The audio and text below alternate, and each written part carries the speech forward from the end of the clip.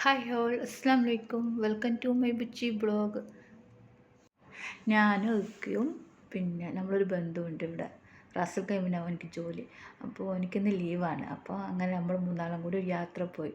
അപ്പോൾ ചെറിയൊരു ബ്ലോഗ് എടുക്കാമെന്ന് വിചാരിച്ചാൽ നിങ്ങൾക്കും കൂടി കാണിച്ചു തരാം. അങ്ങനെ ഒരു ചെറിയ ബ്ലോഗ് എടുത്തതാണ്. അങ്ങനെ പിന്നെ നമ്മൾ പോയത് ജബിൽ ജെയ്സ് എന്ന മലയിൽ. അപ്പോൾ അത് വലിയ മലയാണ്. ദുബായിൽ വെച്ചിട്ട് ഏറ്റവും വലിയ മലയാണെന്ന് പറയപ്പെടുന്നത്.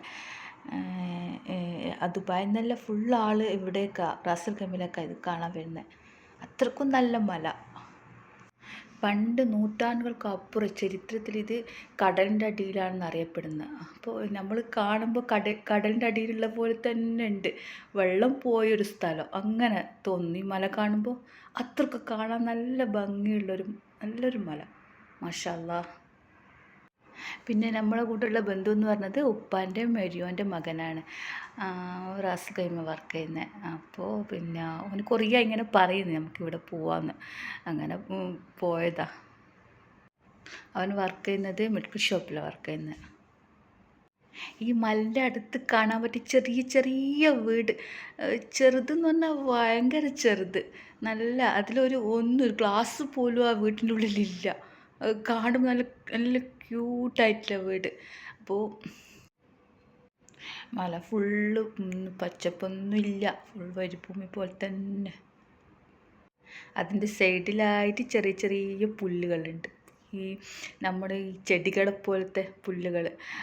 അതിൻ്റെ ഇടയ്ക്കിൽ ആട് കുറേ നല്ല നല്ല ആടുകൾ. പിന്നെ നല്ല രോമങ്ങളെല്ലാം ആയിട്ട് വലിയ ജടയെല്ലായിട്ടുള്ള ആട്. അങ്ങനെ അതെല്ലാം കണ്ടിങ്ങനെ കുറേ പോയി. ഈ വീടാണ് പറയേണ്ടത്. നല്ല ചെറിയൊരു ഗുഹ പോലത്തെ വീട്. അങ്ങനെ നല്ല നമുക്കിങ്ങനെ സൂക്ഷിച്ച് നോക്കിയുള്ളത് വീടാണെന്ന് മനസ്സിലാവും. അത്രക്കും ചെറുത്.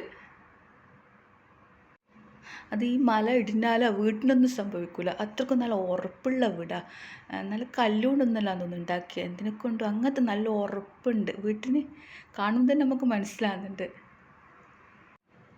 നല്ല ചെറിയ ക്യൂട്ടായിട്ടുള്ള പള്ളി. ആ പള്ളി കാണുമ്പോൾ ഭയങ്കര രസം.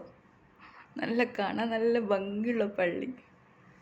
നമ്മളങ്ങനെ മലൻ്റെ സൈഡിൽ ഇറങ്ങി അങ്ങനെയൊക്കെ മലൻ്റെ മേലെ കയറിയിട്ട് കുറച്ച് ഫോട്ടോ എടുത്ത് നമ്മളങ്ങനെ മലൻ്റെ മേലെ എത്തി. അവിടെ നിർത്തി. അവിടെ കുറച്ച് കാണാനുണ്ടായിരുന്നു. അപ്പോൾ നമ്മളവിടെ പോകുമ്പോൾ പറഞ്ഞു ടിക്കറ്റ് എടുക്കണോ. അങ്ങനെ അവിടുന്ന് ടിക്കറ്റ് കൊടുത്ത് എനിക്ക് മേലെ എത്തിയപ്പോൾ തന്നെ തല കറങ്ങാൻ തുടങ്ങി.